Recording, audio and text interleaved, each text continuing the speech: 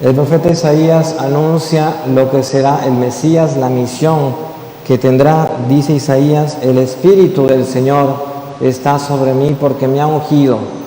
Y dice: ¿para qué lo ha ungido? Para anunciar la buena nueva a los pobres, curar a los de corazón quebrantado, proclamar el perdón a los cautivos, la libertad a los prisioneros, y para pregonar el año de gracia del Señor.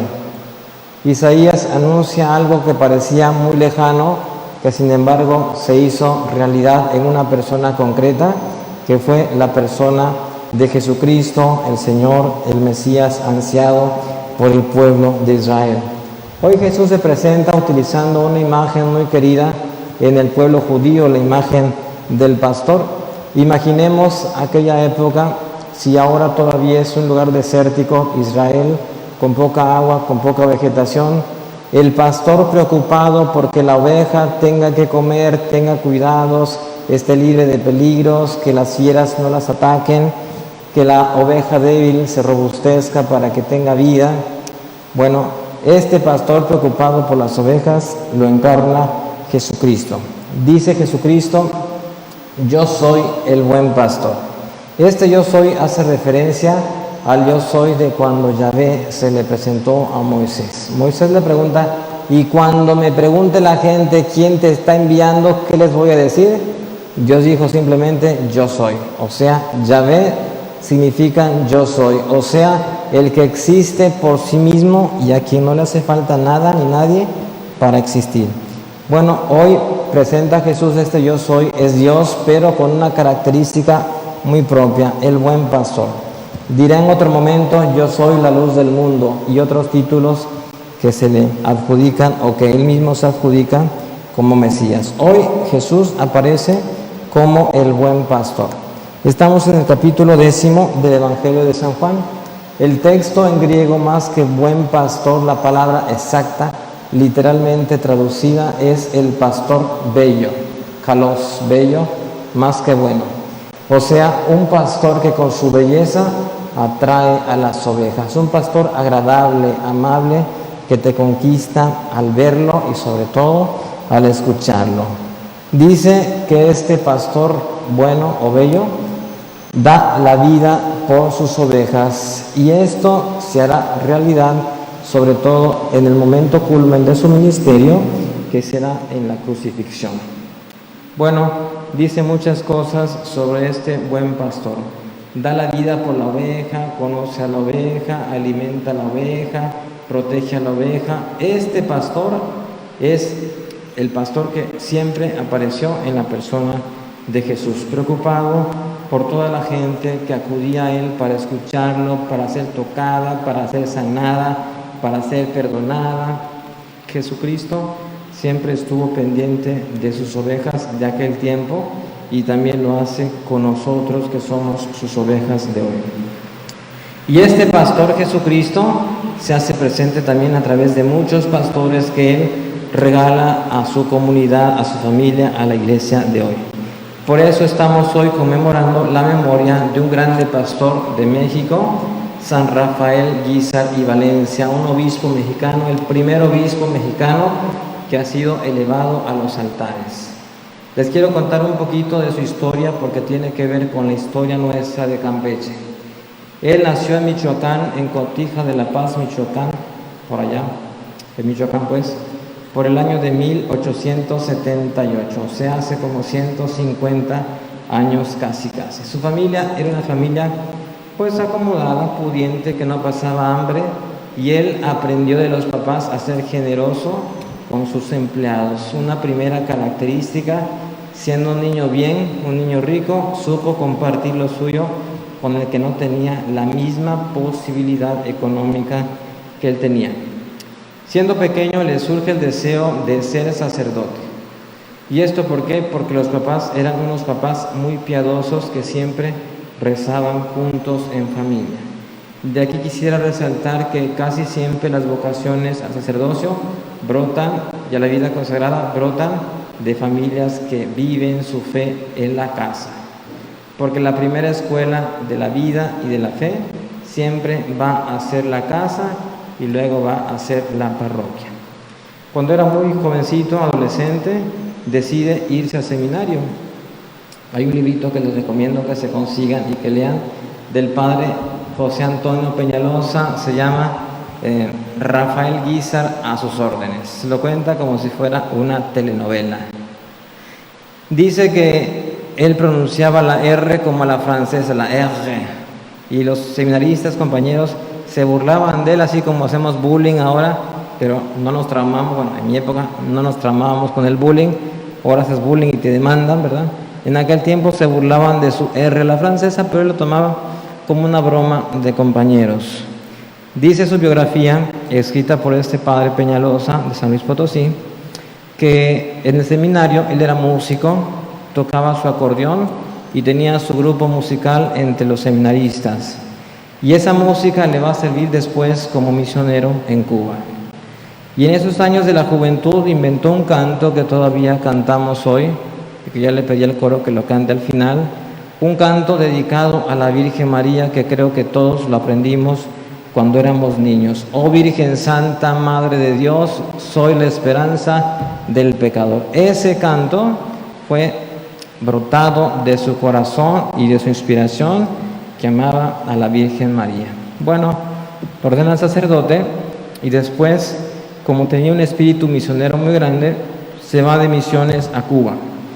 Si ahora todavía la situación política en Cuba es un poco complicada para vivir la fe, imaginemos hace 100 años la cosa estaba pues no tan bien que digamos.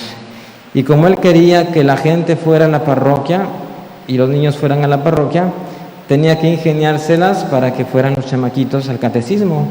Y se le ocurrió rifar gallinas, pero gallinas pintadas de colores. Así que se imaginarán el niño que quería su gallina verde, que no era por feminacia, era por la ocurrencia del padre Rafael, o gallina azul, o gallina roja. Bueno, así atrajo a los chamacos al catecismo y así poco a poco los templos se fueron llenando a toda su capacidad. Resulta que vuelve a México y como somos todos seres humanos, tiene un desacuerdo con el obispo y el obispo lo castiga y le prohíbe durante un año ejercer el ministerio y lo encierra en su casa. Bueno, a veces nos gana la humanidad a los pastores y como que no nos comprendemos. Su obispo no lo comprendió, lo castigó y él aguantó, ¿verdad? Heroicamente como un apóstol de Cristo, desde su casa hacía su misa solito, ofreciendo su sufrimiento por la iglesia entera. Bueno, se reactiva en su servicio ministerial y el Papa se fija en él para que sea obispo de Veracruz. En aquel tiempo, los años 20, todo el estado de Veracruz era un solo obispado. Ahora hay como unos 6 o 7 obispados, no sé cuántos sean, ¿verdad? Bueno, antes era un solo obispado. El obispo Rafael era un gordito así, bien nutrido, ¿verdad? Yo me imagino, pobre caballo que lo llevaba a los pueblos en la montaña, en el río, ¿cómo le haría el caballo? El caballo hubiera sido canonizado junto con él, ¿verdad? Por tanto aguante, soportando semejante humanidad. Bueno, a él le gustaba acudir a las comunidades porque quería hacer realidad esto de que el pastor tenía que conocer a todas las ovejas. Bueno, resulta que como siempre el gobierno estaba al acecho y eran años muy difíciles políticamente en los que el gobernador de Veracruz no quería saber nada de la iglesia y lo corretea de Veracruz. Y en aquellos años el obispo se había atrevido a reabrir el seminario en Jalapa. Y como tenían que salir de Jalapa, él decide irse con sus seminaristas a vagar por la Ciudad de México. Y cuenta su biografía que a él le tocó llevar la maleta con los tenedores, porque tenían que jalar parejo, unos los tenedores, otros los manteles, otros tal y tal y tal. A él le tocó llevar la maleta con los tenedores hasta la Ciudad de México. Se cuenta que estuvieron escondidos en teatros abandonados, en bodegas, por aquí y por allá, y él así ejerció su ministerio de pastor con las ovejas que eran acosadas por las fieras, por los enemigos que siempre han habido y que siempre habrá. Se dice también que en aquellos años, cuando abre el seminario en Veracruz, él quería ayudar a los obispados que no tenían seminario, incluido nuestro obispado, Durante 80 años no tuvimos seminario en Campeche hasta que finalmente en los 70s el obispo pudo abrirlo, desde 1895 que no habían podido hacerlo los obispos anteriores. Y resulta que el obispo de Campeche era sobrino de Rafael Guízar y Valencia, y días antes de morirse le escribe una carta al sobrino diciéndole que así como se habían ido unos campechanos que habían dejado el seminario, él estaba dispuesto a recibir más. No sabemos si se fueron o no se fueron, la carta la tenemos en nuestro archivo histórico diocesano. Cuando quieran ir a verla, vayan para que yo se las enseñe. Bueno, y entre ese grupo de primeros seminaristas tuvimos algunos sacerdotes muy importantes para Campeche. Aquí a lo mejor se acordarán del famoso padre Manuel Vadillo, ¿verdad? Él fue del primer grupo pionero que le tocó irse a Jalapa y salir corriendo con el obispo y con las chivas del seminario, y fue de los primeros que fueron a Estados Unidos porque en México no se podía tener la formación sacerdotal. Bueno, el obispo muere enfermo en la Ciudad de México y se cuenta que lo llevaron en caravana de la Ciudad de México hasta Veracruz para sepultarlo. Lo sepultan en el panteón y años después deciden exhumarlo para llevarlo a la catedral. Ustedes cuando vayan a Jalapa, visiten la capilla, queda entrando del lado izquierdo, me parece. Se cuenta que como estaba gordo, tuvieron que llevar a los seminaristas más robustos para poder cargar la caja, que era muy pesada, ¿verdad? Y con él adentro, pues peor. Se cuenta que un padre que también estuvo por aquí en el Carmen, el padre Dolores Muñoz Olmos, que era muy alto, le tocó ser el cargador oficial de la caja de Monseñor Guízar. Bueno, la gente le tenía mucha devoción, le tiene mucha devoción todavía en Veracruz, y se comienza el proceso de su canonización. Resulta que el Papa Benedicto lo canoniza en el año 2006, una fiesta muy grande para todo México, el primer obispo mexicano canonizado. Resulta que en esa misa, cada que hay misas importantes en el Vaticano, convocan a los colegios de sacerdotes para que hagan el servicio litúrgico, y esa vez le tocó a un campechano llevar el misal romano como monaguillo en la misa con el Papa, y ese padre es el padre Wilbert Palomo, que a lo mejor algunos de ustedes han de conocer. A él le tocó ser monaguillo siendo padre con el misal romano en aquella misa de la canonización de el santo Rafael Guízar y Valencia. También entre el grupo de seminaristas de aquellos tiempos estuvo uno que fue párroco mucho tiempo en Ceiba Playa, el padre Romancito Sarmiento Villarino, que a lo mejor han de haber oído así de lejos algo sobre él. Se cuenta que el obispo, cuando fue su obispo formador, le regaló un reloj, y como él lo tenía por santo, lo prestó para hacer milagros, y el reloj nunca lo volvió a ver. Tristemente no sabemos qué pasó con ese reloj milagroso, que era una reliquia del obispo Rafael Guízar y Valencia. Bueno, hoy que contemplamos su figura de pastor, un pastor excelso, un pastor humilde, un pastor pobre, un pastor abnegado, sacrificado, misionero, hoy los invito a que todos pidamos por nuestros pastores, por los que conocemos, pero también por los que no conocemos, por los que sufren solos, por los que se preocupan por todos y aquellos por los que nadie se preocupa. Hoy los invito a que pidamos la intercesión de este grande santo mexicano, que es un santo muy cercano a nosotros. Quiero hacer un punto y aparte en esta predicación de la lectura y de esta fiesta, y quiero hablar de una cuestión muy humana, más cercana todavía que este santo. Así como hay sacerdotes y obispos santos, también hay laicos santos sin canonizar, incluso sin ser católicos. Yo me atrevería a decir que hay santos no católicos también. Hoy celebramos el 4º aniversario luctuoso de un amigo nuestro. Está aquí su hija y su esposa, seguramente nos está viendo por la televisión, doña Hilda. Un hombre, yo cuando supe la historia realmente me quedé con la boca abierta, porque él era protestante, pero así radical, de los buenos protestantes, recto, con su diezmo mensual religiosamente pagado. Y doña Hilda, católica radical, también colaboradora de la iglesia, así acendrada. Digo, pese a que ninguno de los dos compartía la misma fe, nunca tuvieron ningún problema matrimonial. Digo, es lo más maravilloso.